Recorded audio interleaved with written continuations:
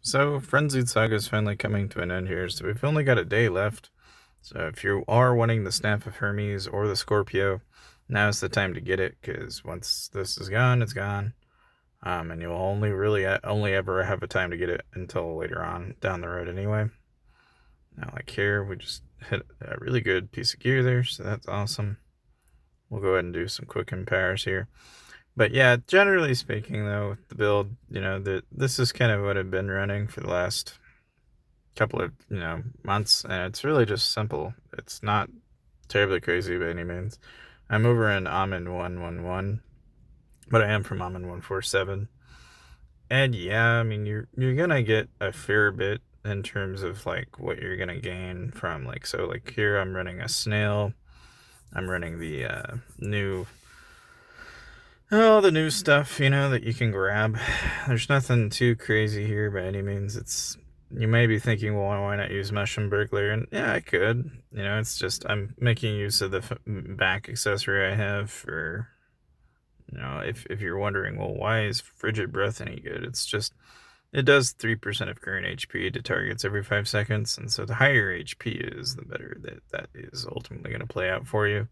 But, if I wasn't too crazy about it, I can also use Virtual Connection to drop resistance, but even that is really hard to compare to like something like Alien Dimension, right?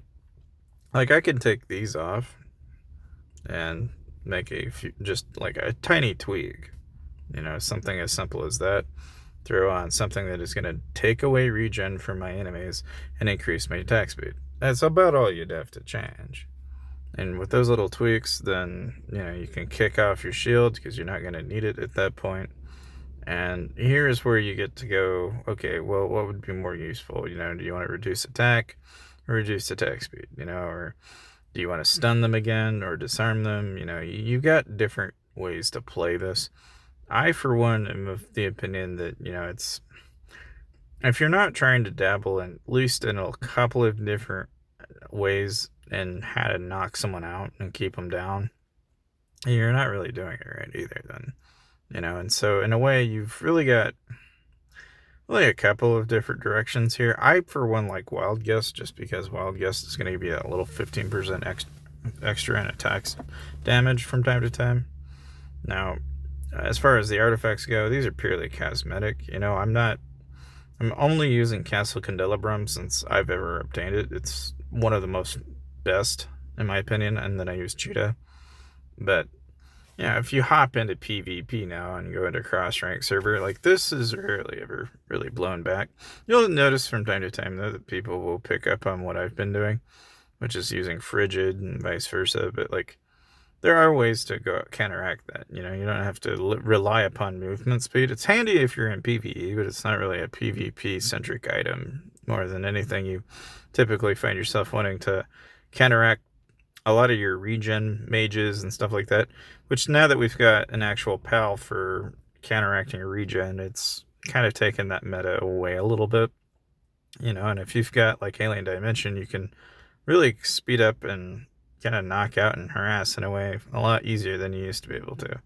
But again, a lot of these guys here don't actually have like the Beast Roar bow. The moment I run into somebody with Beast Roar, I'll probably lose just from that. I mean, now, of course, that's an interesting build because that's a Beastmaster build.